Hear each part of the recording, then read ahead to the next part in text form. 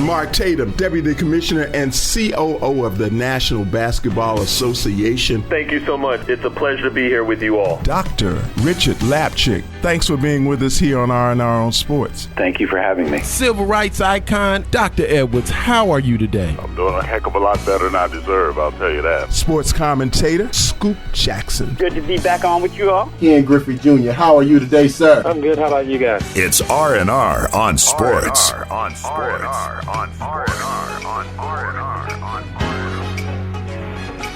Hello and welcome to R&R on Sports. I'm Howard Robertson. And I am the classically colossal, the preternaturally personable, the eccentrically exceptional. I am Larry Robinson. What's up, America? Words are not your friend. Words ain't Wait a your minute, friend, I said eccentrically exceptional. You called yourself a predator. Preternaturally personable. This week you called yourself a predator. Preternaturally Before personable. You called yourself Classically whatever colossal. that word is that means that you have two sets of genitalia. Man, words are not your friend. You can't just do that, man. You have to study vocabulary. You just can't use words all willy-nilly. Hey, man, what's wrong? That's Hey, man, listen, that was crazy. great, man. No, they really describe who I am. What you as a say? person. Preternatural, No, preternaturally preternaturally. personable. What it's does like that an mean? extra exceptional level of personal connection with the next person. So it's like giving love to everybody in a preternaturally way. I've been doing this show with you for years. I've never felt that way with your butt. So anyway, welcome, y'all. This boy needs attention. He needs some help. What's up, man? What's going on, man? What you got going this week? I'm good. First of all, I had to eat some crow. Yeah. Mm-hmm. Yeah. Cause somebody said, Mm-hmm. I don't quite remember, but somebody said that I said Mm-hmm. that the NBA wasn't coming back. That they were done. Somebody said I said that. Yeah. I don't quite remember. You don't quite remember? I don't quite remember it. But if I did say that, Okay.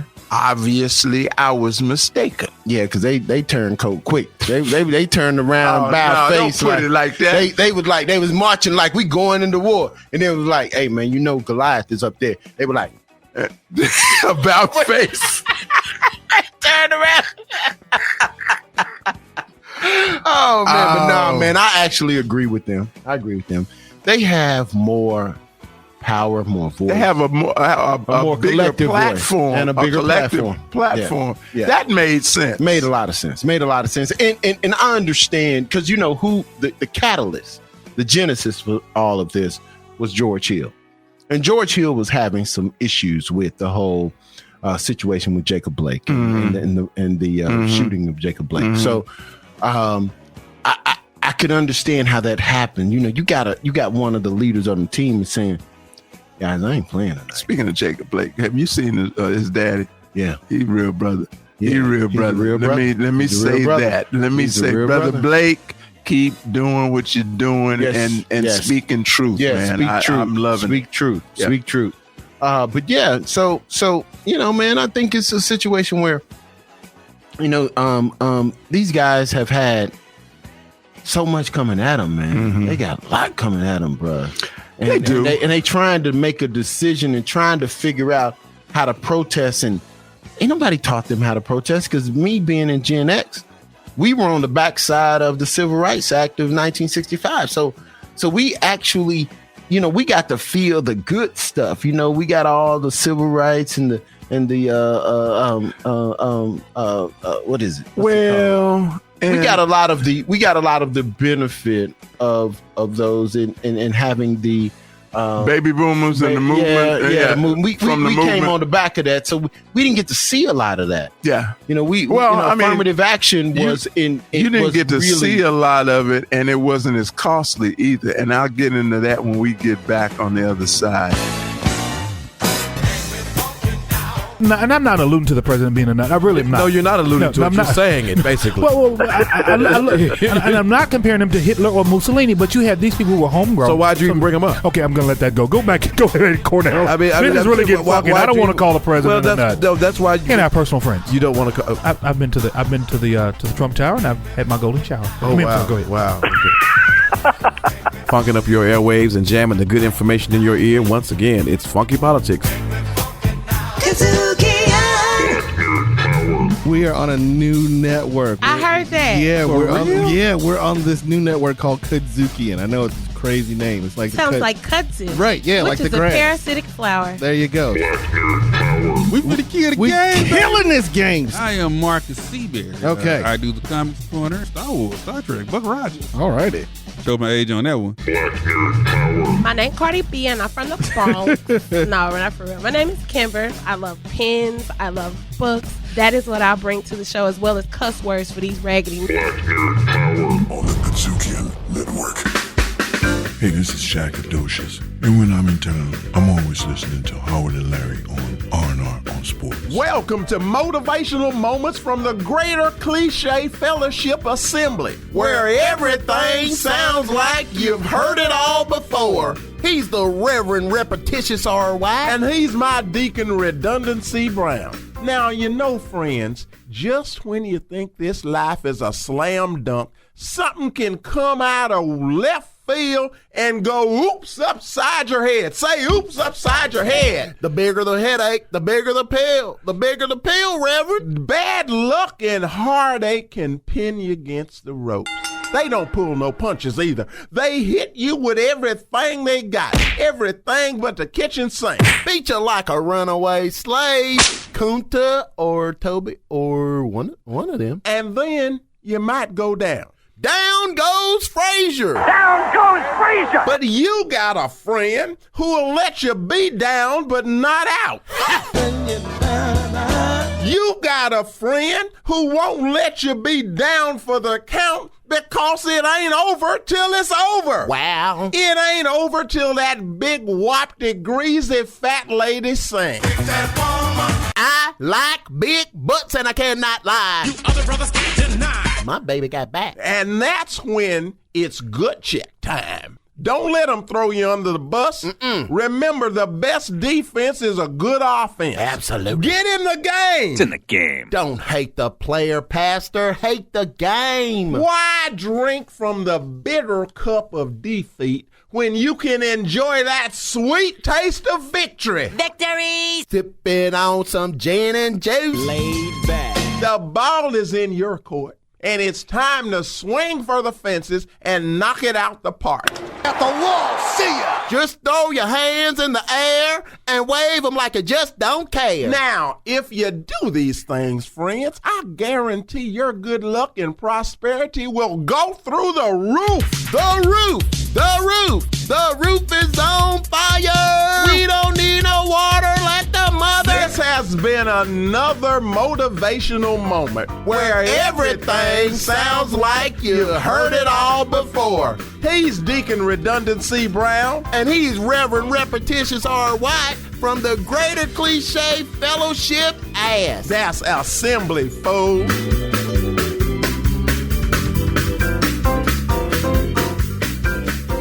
They sing your best, another neck track, getting it good to the wood, so the people give you some of that reacted to the facts that I kick in a stick, in a stay around, point to the joint, put the booty down. Don't get to the roof. Thanks for staying with us. We're back for more R&R. You thought you was going to slide that in. Yeah, I did. I thought we would be... What's up with the Don Ho shirt?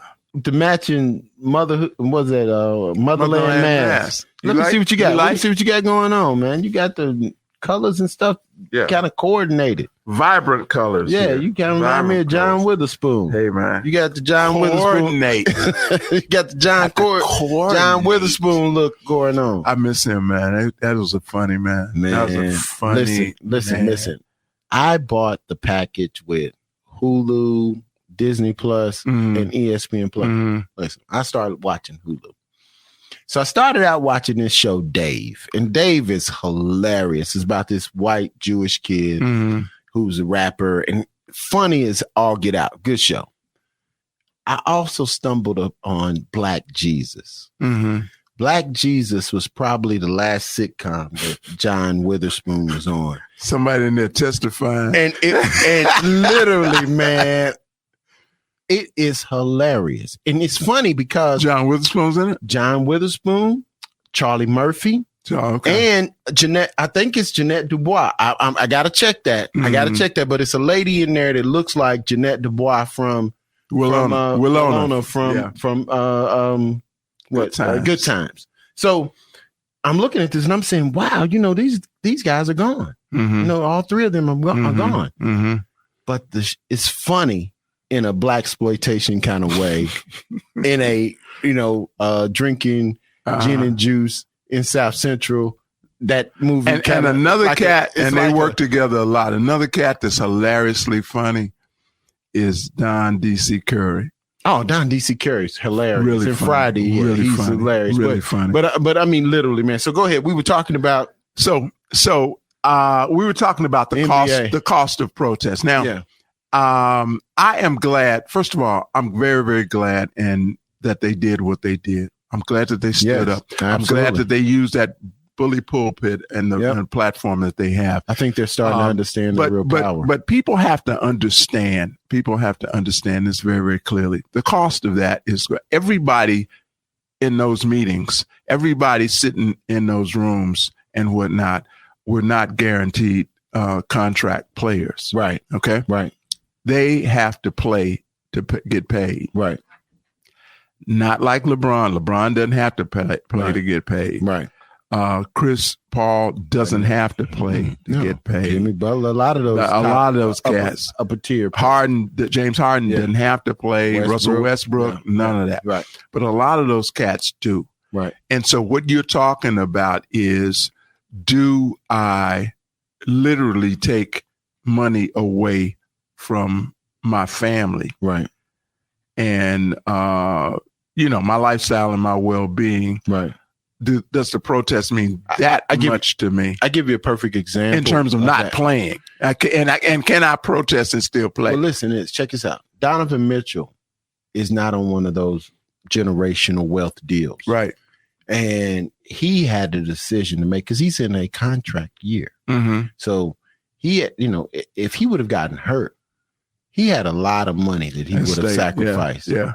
He was one of those players that said, do I go or do I go with my team? Mm-hmm. Do I sit home and sit this out and get that max deal? Mm-hmm. He played, and boy, did he show out. Mm-hmm. He showed out. Yeah. They didn't make it to the next round, but he showed out. But he and Jamal Murray, they gave us a heavyweight fight like nobody's business, man. They gave us a heavyweight fight like nobody's business, and it made me feel that the NBA gonna be all right when LeBron's gone. Now, speaking of those meetings, I understand, and Stephen A. talked about this a bit on his show. Mm-hmm. It is said, it is said by Stephen A. Smith. Is that what you're saying? It is said by a source to Stephen A. Smith that LeBron, in his speaking to the group, said something to the effect of saying the players beneath me. The word beneath was used. Okay. Now, I'm pretty sure he didn't mean to say beneath, and it was just a bad choice of words. I'm not attributing that to LeBron, man. I'm not attributing that because there's nothing about him in all these years. You don't think he could have made a mistake? He could have.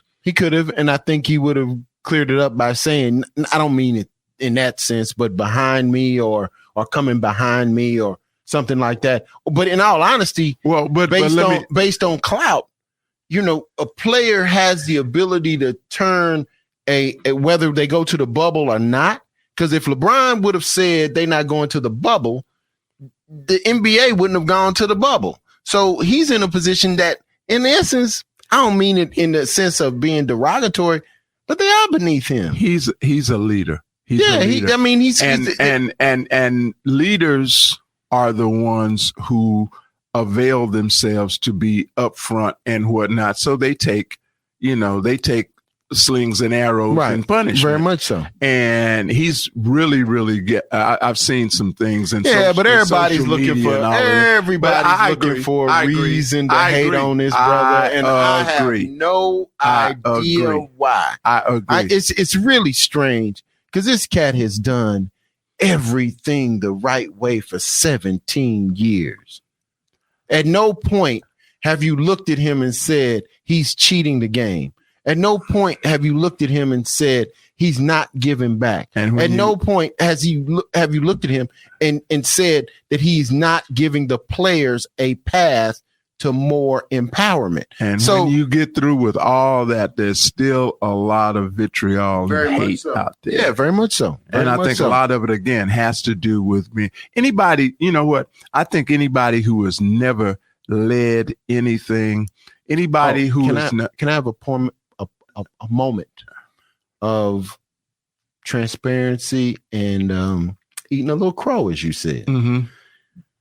I thought about that. I watched Giannis, and I watched some other players playing in the bubble, and the amount of work that they did or didn't do. I watched Russell Westbrook, and I watched James Harden just really look like they shrunk from the moment in some games.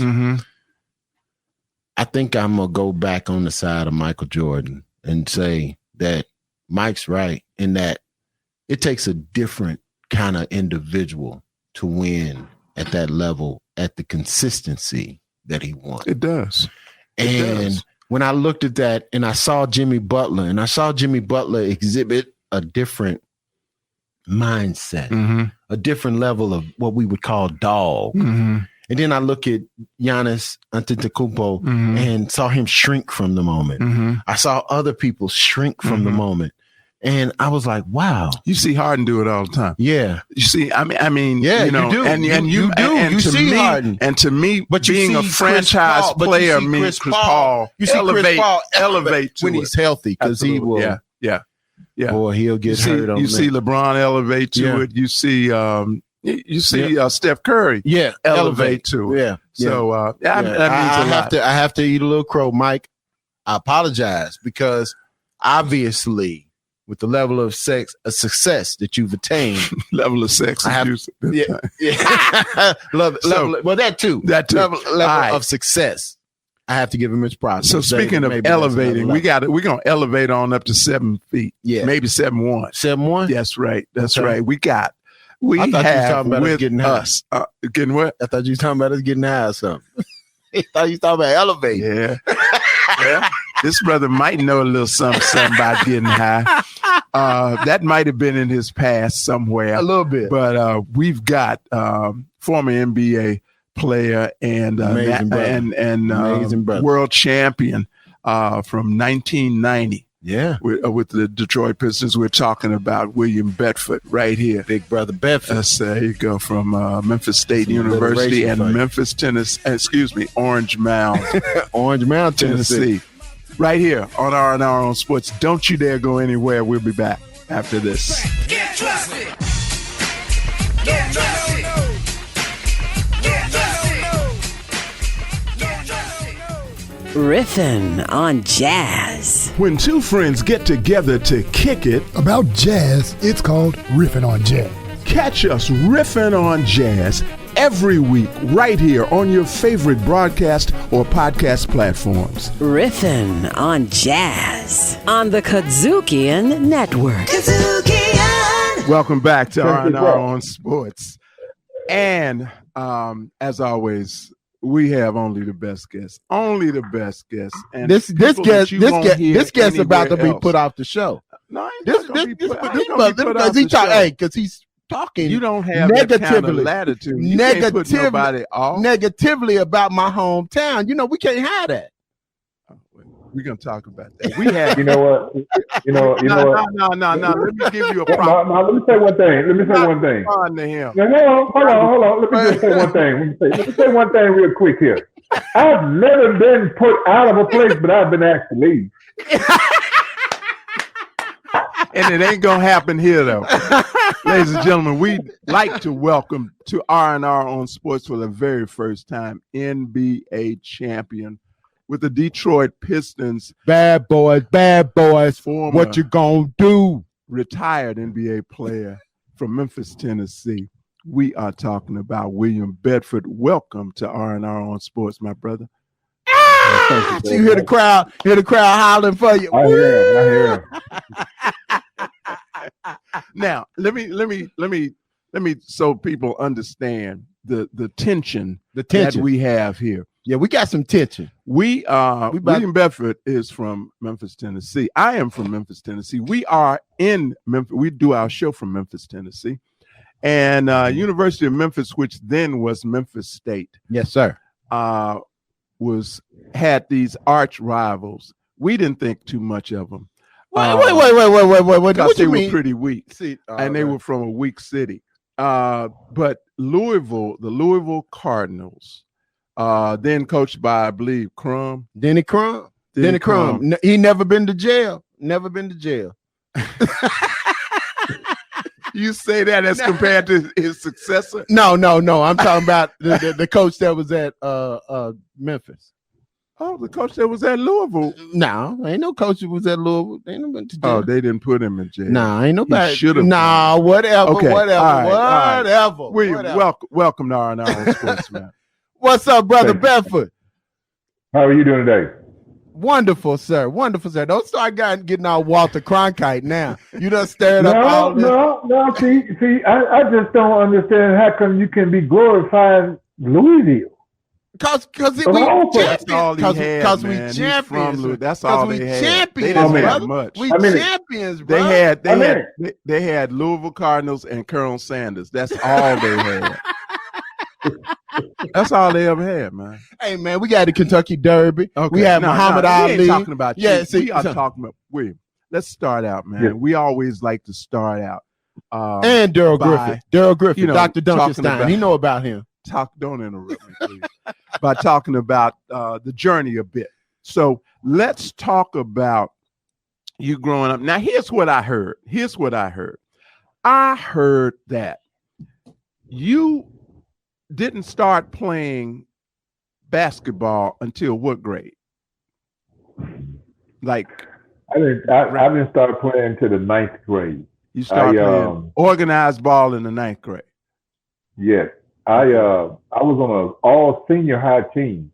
Okay. And just funny you guys mentioned that, I just talked to my old coach, Coach Spriggs, that was coaching me in the 9th grade. And he's still living in the same house here in Memphis. Yeah. Wow. And a guy played on the team with his name, Rozelle Bell, called me and was saying, man, Coach Spriggs still around. I was like, wow. He said, we're going to get together and go over there and see him after this pandemic stuff is over. Right. But I just started playing basketball in the 9th grade. Coach Spriggs was the first coach to ever put me on a basketball court. What was it like the first time being 6'9" to 7 foot riding on an airplane? Well, the first time I've ever been on a plane was during that time that my coming up playing basketball through Coach Spriggs.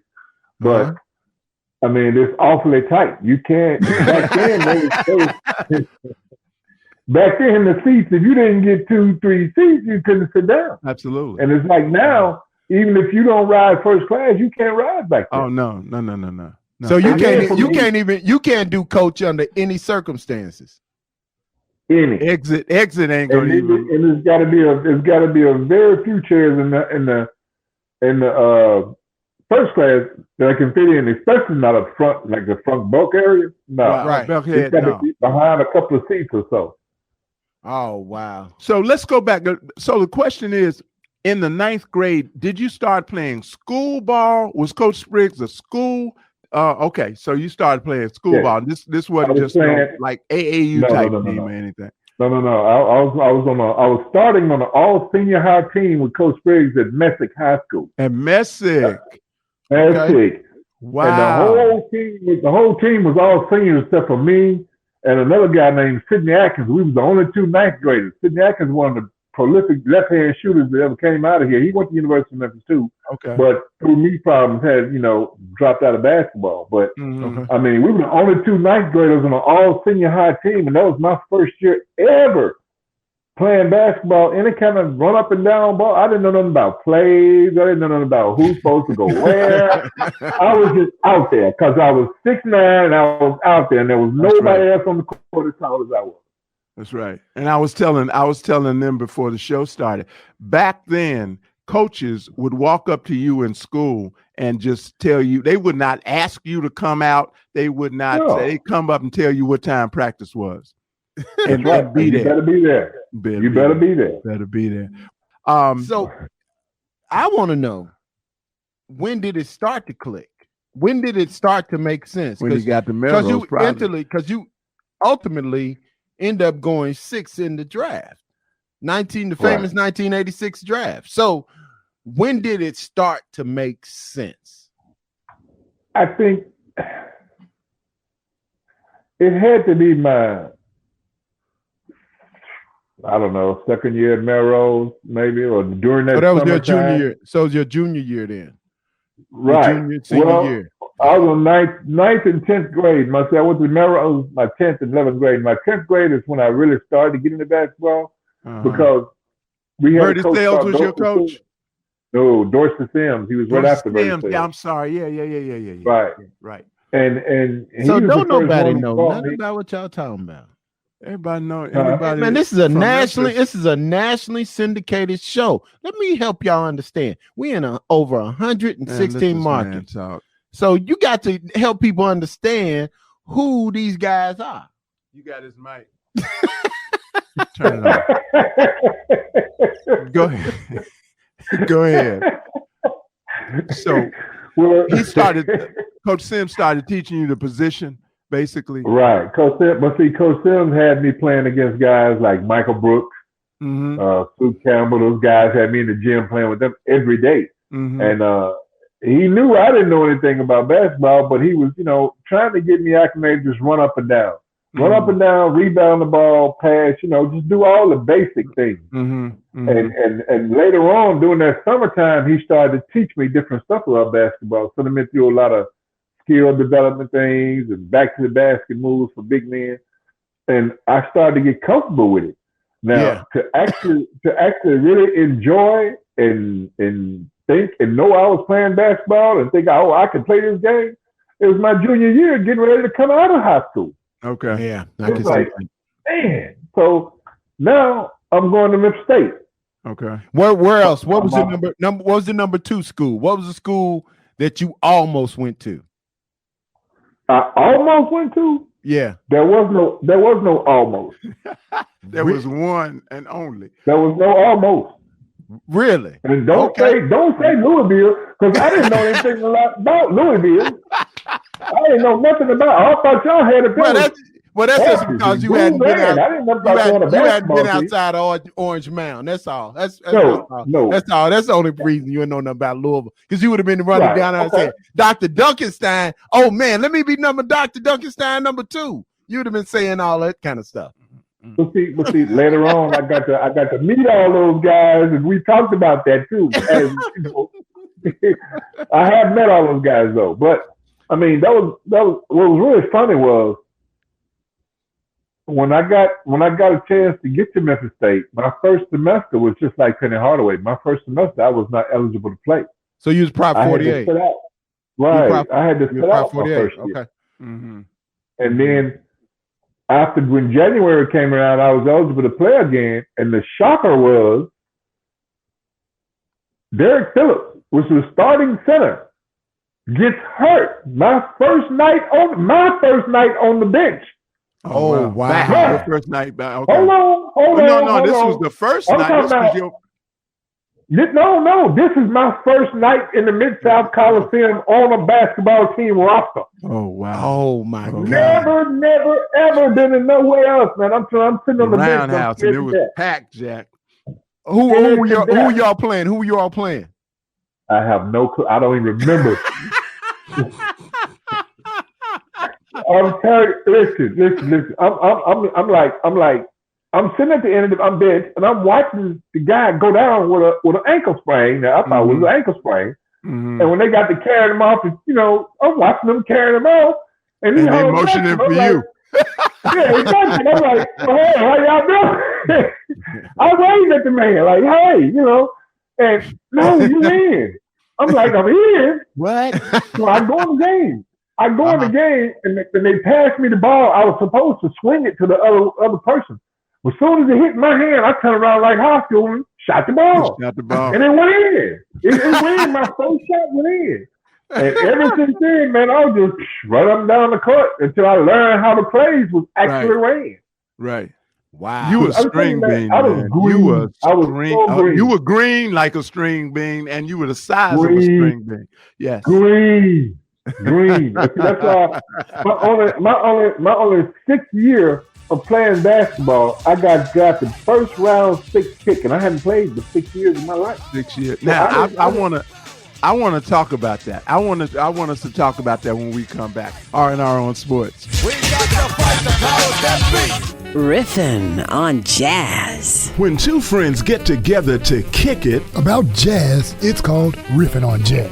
Catch us riffing on jazz every week right here on your favorite broadcast or podcast platforms. Riffin' on Jazz on the KUDZUKIAN Network. KUDZUKIAN! Don't push me, cause I'm close to the edge. I'm trying not to lose my head. It's like a jungle sometimes. It makes me wonder. Back for more R&R on Sports. Back! And simple pleasures, man. That's what he does. So we've got William Bedford, retired NBA player, and member of the 1990 world champion, NBA world champion, Detroit Pistons. So, hey, stop right there. Quick question. You still got your ring? What? You still got your ring? Does a bear use the bathroom in the woods?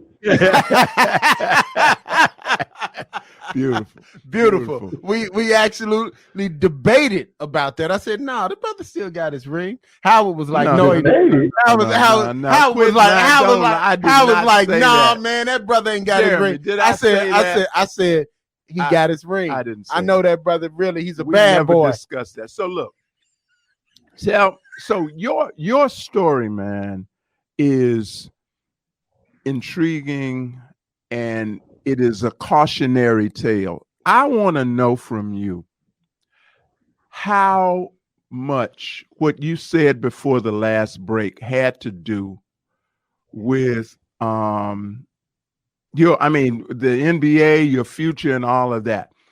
Only 6 or 7 years after you started playing organized basketball, you are in the NBA in Phoenix, Arizona. Straight out of Orange Mound. Making whatever amount of money you signed for. What was that like for, how old were you? At the time, 20. 20 years old. So what was that like for 20-year-old? 20. It's well, for me, from the start, from 9th grade until the point to where I seen that I was going into the NBA, and it's only 6 years, I'm like, I don't really know nothing. Should I be really going? Mm-hmm. I mean, I was questioning myself because everything was coming so fast. I mean, you can go from having $10 one day to having $2 million the next day. And you go from never leaving Orange Mound to Phoenix, Arizona that you should see on TV all the time. So it's like everything is a shock. Everything is running through real fast. There's no time to even slow down and think about anything. Wow. And once you actually into an NBA camp and it goes on the preseason, regular season, all that, man, you just like, you rolling so fast, you only live out of a bag. You live out of a bag. You play 4 games a week in 4 different cities. Who got time to think?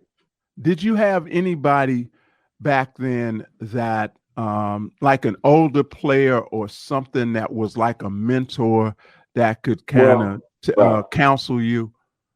Mm-hmm.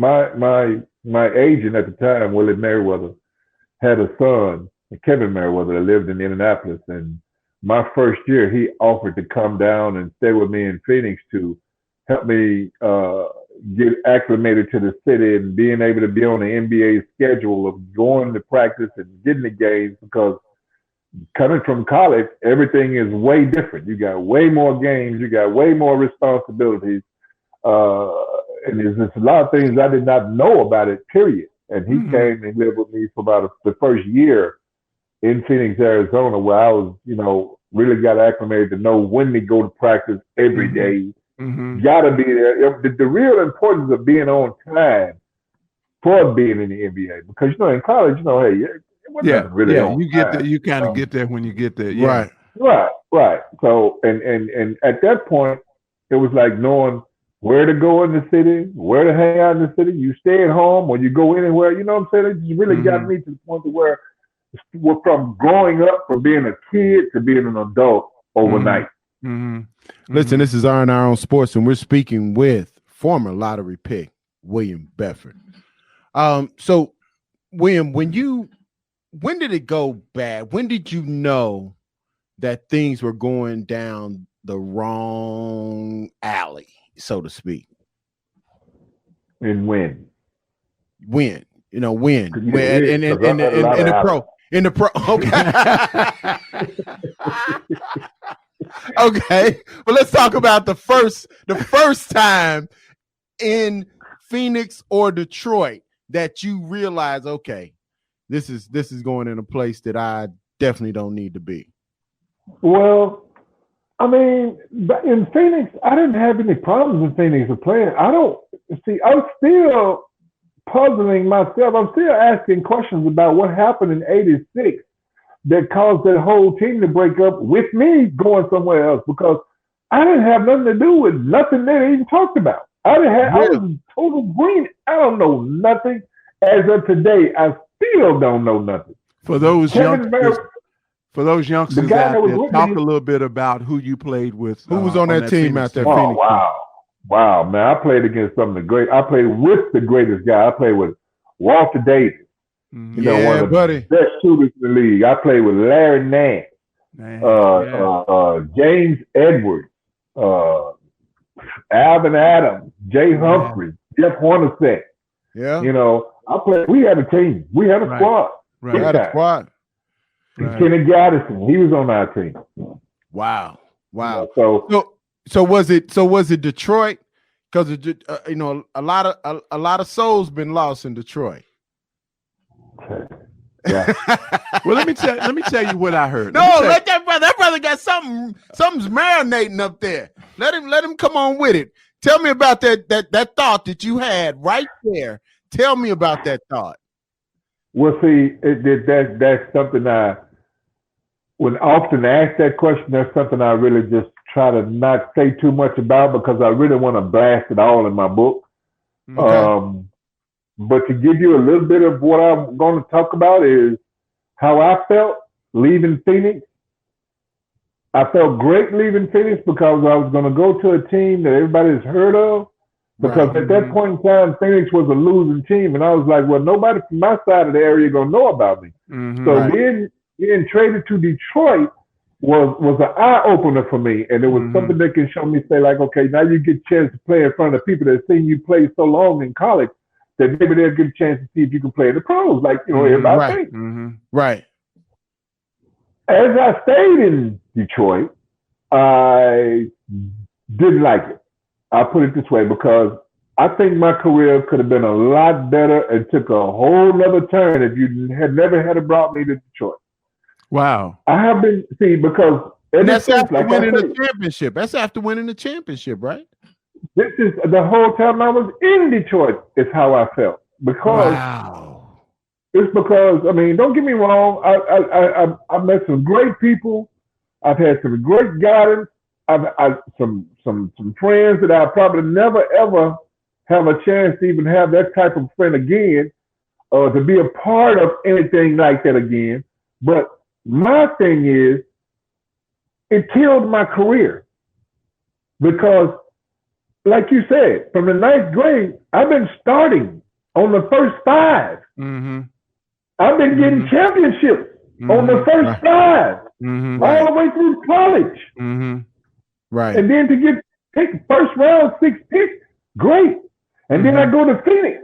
I go to Phoenix and take a 13-year veteran spot in practice.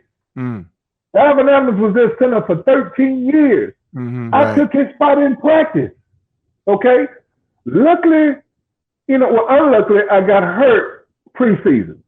Okay. When Detroit came to play us, was my first game back on the court. Okay. And I had a brace, I half a leg. Then I had a brace on. And the first time I touched the basketball, I drove to the basket with one leg and dunked on John Sally, Bill Lambier, and Dennis Rodman all at the same time. Oh, wow. My first play back on the court. So later on in January, lo and behold, they trade and bring me and James Edwards to Detroit. Right. And guess what happened to me right to Detroit? You set me on the bench for the next 5 years.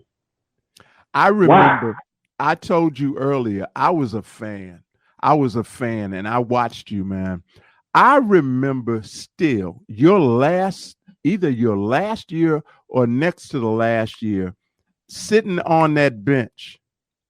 You made $990,000. Let me hold something. I mean, that year, I remember that, and I'm going, huh? Say what? Hey man, let me hold something. Let me hold something.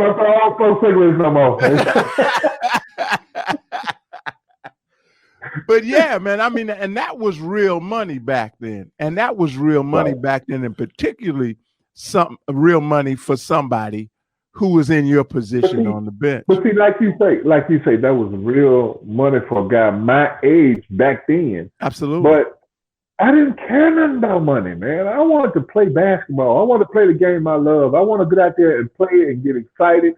Like I see now, I still sit around and reminisce and think about what if. And I mean, sometimes that keeps me going because people always tell me, man, I would have been cracked up for all the stuff you'd have been through. But I tell them the only reason I haven't, because I keep saying in my brain, and I already know the facts. So why am I going to, listen to anybody else? I know what the facts are. I know why I was sat behind the bench. Sat down there for so long. So you could stack a team to win the championship, which, you got to look at and understand too. Back when I came out, a lot of coaches didn't believe in playing rookies. At all. I don't care how when you was coming out, but it just so happened I came out being a 7-footer, which, you pretty much had to play me because I'm one of the tallest guys on the team. Absolutely. Right. So, Absolutely. Right. But man, so you played there in 5 years, so you got a little bit of Grant Hill while you were there. No, I left right when Grant Hill came there. I left like right after the second championship we won. And we went into the auditorium. Again, it go another bitter piece of my Detroit Pistons. Oh wow, man. We go into this big auditorium, the arena, when all you had a big parade in the arena where people congratulate their team for being, the whole 9 yards. And these guys got up, Bill Lambier, Isaiah Thomas, they got up and spoke in front of the entire arena with the whole coaching staff, GMs, and everybody, saying that, the bad boys turn, how you had went through their turn 9 times with new leaf, and this team now is going to be my team. I'm going to be the one on here, right? This is what I was told in front of all these people. Right. So then I go to working out all summer. I'm telling them, man, I'm not even sleeping right. I'm working out so good because I know, okay, the next year you got to bring it. I mean, these people have put this whole organization on you. You got to bring it. Right. You trade me. Oh, wow. You trade me to the LA Clippers. Hold on. Wow. Okay, well, hold on. I got one real quick question. You was there doing you got to see The Last Dance with Michael Jordan and all that. I'm certain you saw that. What was your recollection of those experiences as you saw them on the television screen? Well, see, on the TV screen, it's only showing you a different part, showing you highlights of him getting beat up and all that. It ain't really showing you the whole family-oriented type of thing that we used to go through with this man. Mike was a bad boy now. Don't get me wrong. Don't get me wrong. I enjoyed my whole time of sitting there on that bench watching him, and a few times I did get in the game playing against him. Yes, I enjoyed all of that. Mm-hmm. But it's like having the confidence level that you know something's going to be right. You know what I mean? Mm-hmm. You know what I mean? It's like that feeling that you get when you get something that you didn't expect. Right. You know what I mean? That kind of excitement, that adrenaline, you know. Mm-hmm. And I never felt that in Detroit. Mm. Oh wow! I never did. This is on Sports, and we were here with the great William Bedford of University of Memphis, Memphis State fame. I hate that. We're gonna come back with some parting shots and shout outs and whatnot. So stay right there. This is on Sports. We'll be back after this. Is it worth it? Let me work it. I put my thing down, flip it and reverse it. It's your primitive is why R&R on Sports. The great legendary Ed Too Tall Jones. Years ago, when the Division I schools started recruiting black athletes, they took care of you very well. It's R&R on Sports. Back for more R&R on Sports as we get ready to get out of here. Is this the end? Are you my friend? Man, do you realize that if this wasn't your company, you'd be fired? Do you realize you used to come around when the chips the only thing were that keeps down you here is because you the boss? I want you to know that. They don't treat me like the boss. They might not. They don't treat me like the boss. You know, man. you don't act like one either. But, hey, so shout outs. Who you got shout out to? Big John Thompson. Listen, man, I can remember sitting there in front of the television, man, and watching Georgetown and just dreaming of being able to be on that court with them. And I admired him. I hung on every single word of John Thompson. And what he was able to do for those young men out of Baltimore and out of these urban environments like Cambridge from Patrick Ewing and so on and so forth. I just, his impact and being the first African-American coach to win a national championship, his impact is immeasurable. John Thompson was a giant in every sense of the word. Absolutely. He was physically imposing, man. And he was 16. So outspoken. And that's another thing. And he was a giant in character. He wasn't a punk. Too. He wasn't a punk. He was a giant in character. Absolutely. Does that mean he wasn't a punk? That means that too. Yeah. I want to shout out a friend of mine. His name is Mark Stansberry Jr. And is his daddy a DJ? Yes, sir. His daddy DJ? Sir. One of the oldest ones at WDIA, still on. WDIA. So Mark too, he's a writer and an author, and he goes by the pseudonym of Markham Who. Markham Who. Okay. So in college, he was a trainer on the Georgetown basketball team. He was very, very close to Big John. I have not spoken to him. Shout out to him because I know he's going through some things right now because they were very, very close. Dikembe Mutombo, very, very close. Allen Iverson. Allen Iverson. Yeah. All of them. Alonzo Mourning. And that was during the time that Mark was there. So shout out to you, Mark, man. I know it's a big loss because Big John was like his daddy. Oh, wow. At Georgetown. So, and I love his real daddy. Oh, yeah. Great man. Good man, too. So with that, we're going to say, y'all take care of yourselves. Take care of each other. Hold on. Time out. Okay, man. If you want to catch the on-our episodes that you may have missed. Okay. Or if you came into this partway through. Tell them how. You can download the KUDZUKIAN app in the App Store or Google Play. All right. You got it? You got it? I got it. You got it. Have you downloaded the app? Absolutely. Download the damn app. I got it. I know you a Luddite, so and look that up. So in case you don't know what that means. No, man, I'm CME. I don't know what they practice. With that, we're going to say, y'all take care of yourselves, take care of each other. Be back with us next week, please, for more R&R on Sports. I'm Howard Robertson. And I am the great, the exceptionally talented, the most amazing Larry Robinson. And we are out, my brother. Say bye. Bye. You've been listening to a little R&R on Sports, written and produced by Howard Robertson, Larry Robinson, recorded and mixed in Memphis, Tennessee.